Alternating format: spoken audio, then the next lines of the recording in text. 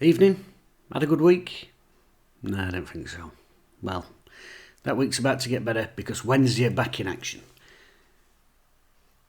against Plymouth Argyle. Aye, Plymouth Argyle. Now, Wednesday have played Plymouth 3 times this season already. We haven't scored a goal against them and we've conceded 6. After 2 back-to-back defeats, there couldn't be a worse fixture on the horizon than Plymouth Argyle. Unless you're an insane positive thinker who thinks this is the perfect game for us to play and put them demons to bed. Personally, I'm not that positive a thinker. I don't think it could be a worse game.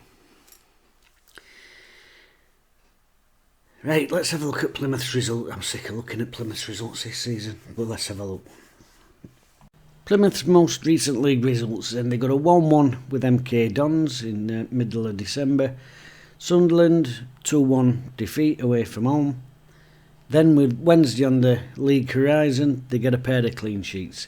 They got a 1-0 win over Charlton at home, and then they get a 2-0 away win at Cheltenham Town.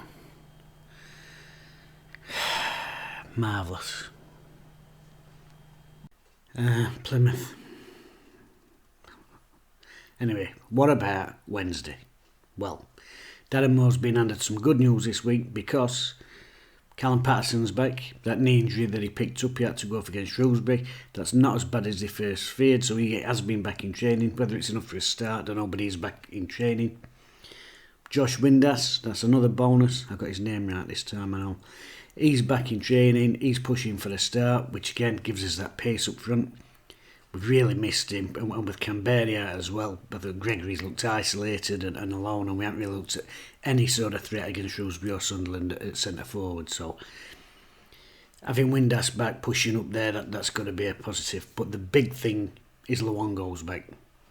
Huge miss for us, and if genuinely, I think if we're to do anything in this division, if we're going to threaten the playoff places, he's one of them players that if he says to Gaffer, yeah, I think I'm fit to play, then for me, he's got to be starting 11 every single week. Not only is he the only player we've got who brings that level of control in front of back four, not only is he the best tackler we've probably got in the club in terms of his timing, but he also frees Bannon up. So, huge boost to have those players back. Luongo and Windass down the spine. Something else I'm going to mention later anyway. Canberra, apparently he's a bit 50-50 whether he'll play. The bad news is Sharipo and Dunkley still out with a hamstring problem. So it's always good news and bad news with Wednesday. These unprecedented injuries that we've had at the back continue.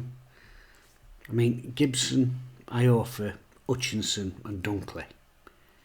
4 set of halves, your 4 first choice set of halves. To have them out, well, it'd hit any club, wouldn't it? Any club. But at least we've got Sam back, Luongo back in midfield, and Windass up front, and possibly Canberra. So that strengthens us down spine. Will it be enough to beat these? Well, I won't bank my last roll on it anyway, I'll put it that way. Anyway, let me know what you think we're going to do. Wednesday win? Or do you think it's going to be another defeat, a row of 3, and turning it screw on Darren Moore a bit?